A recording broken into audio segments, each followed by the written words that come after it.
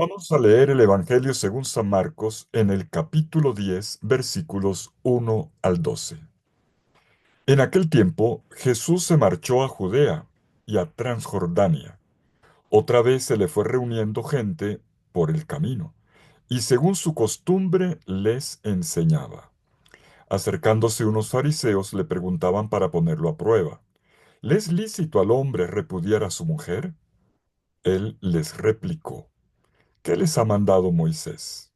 Contestaron: Moisés permitió escribir el acta de divorcio y repudiarla.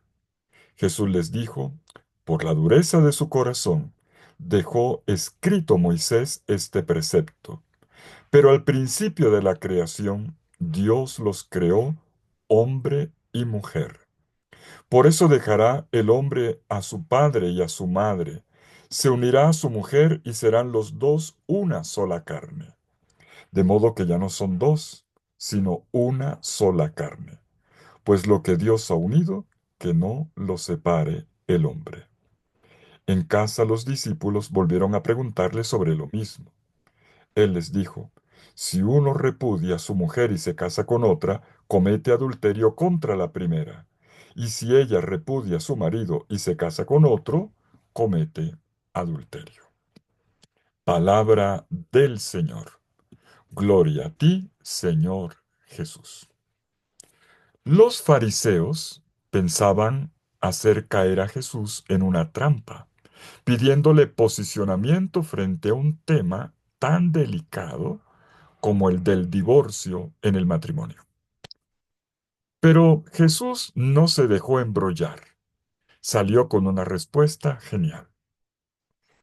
Todos deseamos de corazón que el amor perdure en el tiempo, aunque a veces las palabras perseverancia, permanencia o indisolubilidad asustan o intimidan. No hay nada más bello que ver cómo el amor se hace unidad de dos diferentes y vence así la barrera mortal del tiempo. El pasaje de Marcos en el capítulo 10, versículos 1 al 12, que leemos en esta ocasión, comienza con una ambientación. Leamos el versículo 1. Saliendo de allí, llegó a la región de Judea, al otro lado del Jordán, y de nuevo se congregó ante él la multitud. Y como era también su costumbre, se puso a enseñarles. En esta introducción, que es importante, el evangelista Marcos nos coloca a Jesús en la posición del maestro. Nos dice que Jesús había salido de Cafarnaúm, donde estaba la última vez que se mencionó, fue en el capítulo 9, versículo 33, y ya ha hecho el viaje de su vida hasta Jerusalén. Estamos todavía no en Jerusalén, pero sí en la región de Judea, dice el texto. Es más, al otro lado del Jordán, que no era propiamente Judea, pero Marcos lo coloca así. Estamos en la región de Judea. Vemos el paso de Galilea a Judea, donde tendrán lugar los acontecimientos finales de la vida de Jesús. Ahora se sitúa al otro lado del Jordán. Dentro de poco lo veremos pasar por Jericó en 10:46 hasta entrar en Jerusalén desde el capítulo 11, versículo 1. Lo que ocurre en esta primera entrada en Judea, por lo pronto, se concentra en una actividad típica de Jesús, como se ha subrayado aquí, la enseñanza. Lo hace primero ante una multitud y luego, como es su costumbre, en privado con sus discípulos cuando están en casa, como nos informa el final del pasaje en los versículos 10 al 12. De manera que el episodio se divide claramente en dos partes. Primero, la enseñanza a la multitud, y dentro de la cual se inserta una controversia sostenida con un grupo de fariseos que le plantean un problema de la ley, el caso del divorcio. Son los versículos 1 al 9 de este capítulo 10 de Marcos. Luego, segunda parte, la enseñanza en privado a los discípulos, los cuales le vuelven a preguntar de nuevo sobre lo mismo y donde Jesús saca las consecuencias. Son los versículos 10 al 12. Vamos a detenernos en la primera parte. Marcos comienza diciendo en el versículo 1, como era su costumbre, Jesús se puso a enseñarles. Y no nos dice cuál fue el contenido de esa enseñanza, pero sí cómo de repente el episodio se transforma en un choque frontal entre Jesús y los fariseos. Y esto es provocado por los fariseos. Dice el versículo 2, se acercaron entonces unos fariseos que le preguntaban para tentarle si le es lícito al marido repudiar a su mujer. La cuestión de la legalidad del divorcio estaba prescrita en el libro del Deuteronomio, capítulo 24, versículos 1 al 4, que ya desde el versículo 1 dice una frase que permitía varias interpretaciones. Dice, si un hombre toma a una mujer y se casa con ella, y resulta que esta mujer no acaba de caerle bien porque descubre en ella algo que le desagrada, le escribirá un acta de divorcio o de repudio, se la pondrá en su mano y la despedirá de su casa. Tremendo. El texto dice, si la mujer no acaba de caerle bien, si descubre algo que le desagrada, eso es fuerte. Y esto permitía interpretaciones. Por lo tanto, por lo pronto, el hecho es que desde el punto de vista de la ley, la respuesta era positiva. Pero Marcos nos informa que la pregunta planteada por los fariseos era una tentación para tentarle. Y aparece aquí el verbo típico de las tentaciones, el verbo griego peirazo. Se entiende en este caso como un tenderle una trampa. Esto indica que los fariseos ya sabían cuál era la opinión de Jesús al respecto. Y lo que buscaban era una forma de ponerlo en contradicción delante de la gente, ponerlo en contradicción con la ley de Moisés, para desautorizar a Jesús. El tema del divorcio, además, era motivo de debate entre dos corrientes del mismo fariseísmo. Un grupo liderado por Rabí Shammai sostenía una posición que podemos llamar de rigorista, o sea, que era contrario al divorcio en principio, y ponía, para dar el paso, ponía muchas restricciones. Pero teníamos el polo opuesto, otra corriente, liderada por Rabí Hillel, que era más bien de corte liberal, abierta a la posibilidad. Siendo así, intentaban involucrar a Jesús en un debate interno, y en cualquier caso, era una manera de arrancarle una opinión que le pusiese en aprietos. ¿Y cómo responde Jesús? Jesús le responde con otra pregunta, una contrapregunta. Es un primer paso inteligente que eleva la discusión a otro plano. ¿Qué prescribe la ley de Moisés? ¿Qué está escrito? Jesús los obliga a remitirse al texto de la ley antes que a las opiniones, antes que a las interpretaciones. Y esto en jurídica es importante. Ante la respuesta de los fariseos, que se basaba en el texto de Deuteronomio 2:1 al 4 y que le dicen, pues sí, lo permite, Jesús entonces otra vez interviene para subirle el nivel a la cuestión remontándose ya no al texto de la Torá, sino al legislador de la Torá, que es Dios, que es el Dios creador. Y entonces Jesús dice, miren, la voluntad primera del creador no ha sido la del fracaso en la relación, sino todo lo contrario. Y si luego permitió el repudio de la mujer, claro, ahí está en la ley, si luego permitió el repudio de la mujer, fue por causa de la dureza del corazón humano. El mandato primero de Dios tuvo que ser mitigado, con lo cual se favorecía una convivencia en sociedad, pero no necesariamente en conformidad con la voluntad de Dios. Es como si Dios tuviese consideración de la infidelidad humana, pero el deseo del corazón de Dios no es ese, es otro, es la unión. Y entonces Jesús dice, vamos a mirar el texto de Marcos 10, 5 al 9.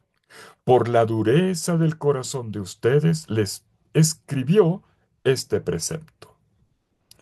Pero en el principio de la creación los hizo hombre y mujer. Por eso dejará el hombre a su padre y a su madre y se unirá a su mujer, y serán los dos una sola carne.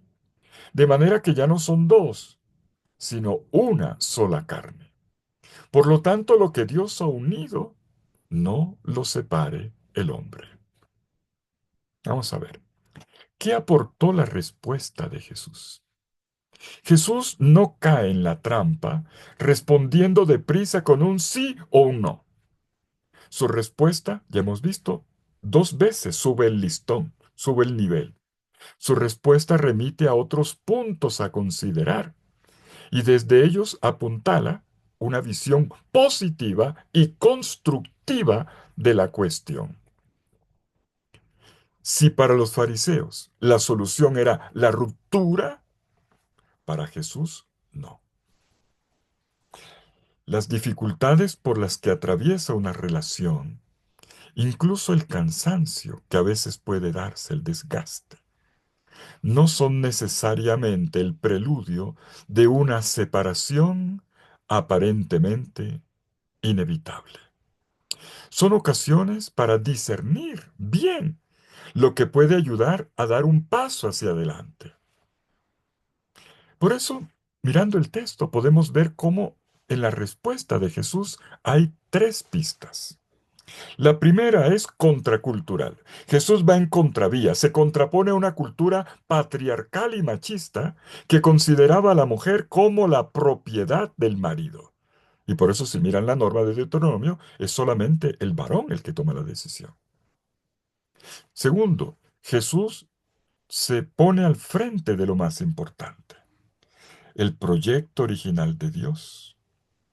Dice, lo formula Jesús, al principio de la creación, Dios. Por eso, de manera que... Mm.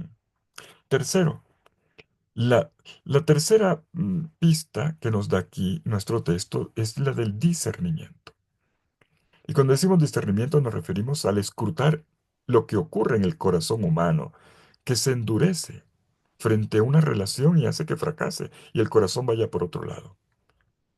Es en la terquedad, en este caso del marido, pero vale para los dos, como el texto vemos que al final los coloca a la par igualitariamente.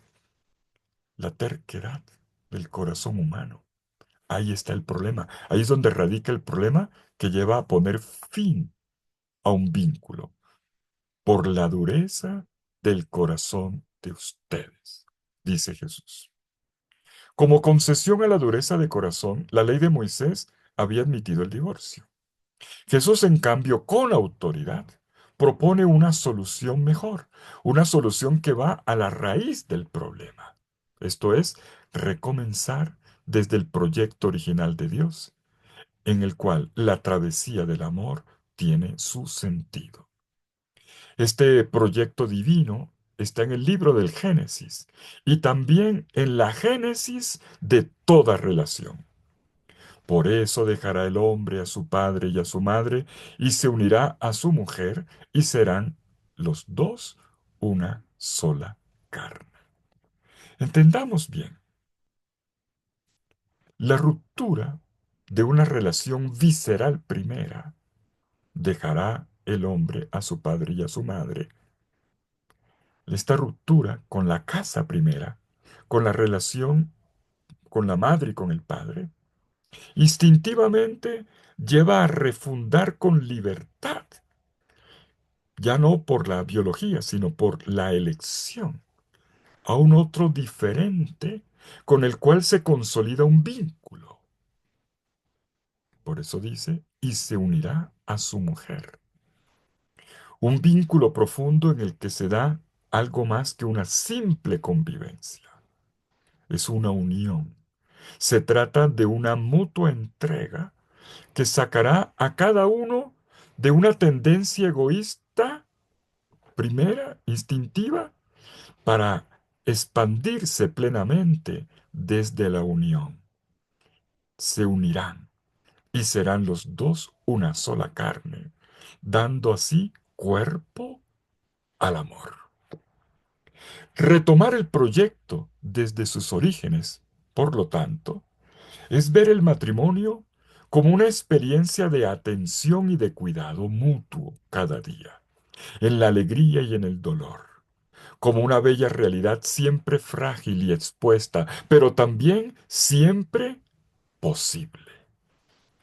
El verdadero amor también pasa por estremecimientos de los que ninguno escapa en la vida.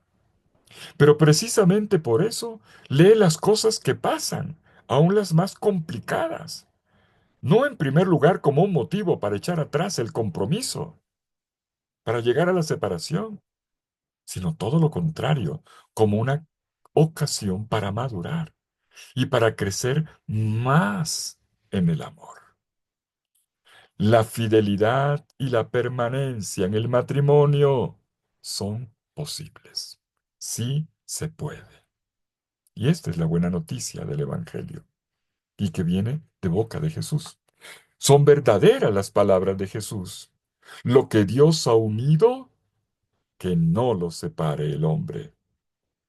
Una frase que no debe ser leída solamente como un mandato, sino como una promesa de Dios para toda unión que se hace contando con Él.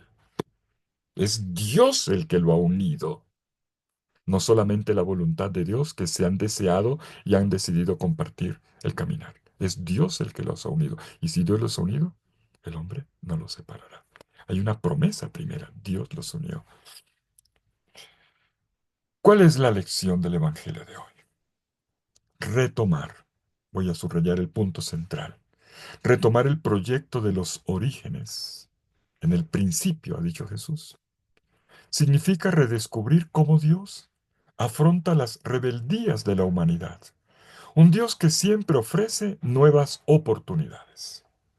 Dios nunca retira su disponibilidad ni su perdón. Retomar el proyecto de los orígenes, volver al Génesis, significa reconocer que solos no podemos amar como soñamos. Todas nuestras relaciones necesitan nutrirse de la fuerza y de la vitalidad del vínculo que Dios estableció con nosotros con el precio de su sangre. Un amor así es el que Dios constituye en sacramento, el cual va en contracorriente con las tendencias de la cultura. El matrimonio, santificado en el sacramento, es la expresión nítida del proyecto de los orígenes y por eso requiere de la revisión cotidiana del corazón para que pueda ser también un proyecto gozosamente sostenido y realizado hasta el final, hasta la plenitud. Para terminar, este pasaje de hoy, tan bello como exigente, lo podríamos conectar con otro bien conocido. Sé que te vas a acordar de esta historia de matrimonio en la que Jesús y María participaron. Ya sabes a cuál me refiero. Pues bien, en todo matrimonio, en toda familia, llega un día en que se quiera o no, puede faltar el vino. Pensar en que todo se puede resolver con lo que se tiene en la despensa sería una ingenuidad. El vino. El vino que solo puede hacer bella la travesía después de tantos años es el que solo Dios puede dar.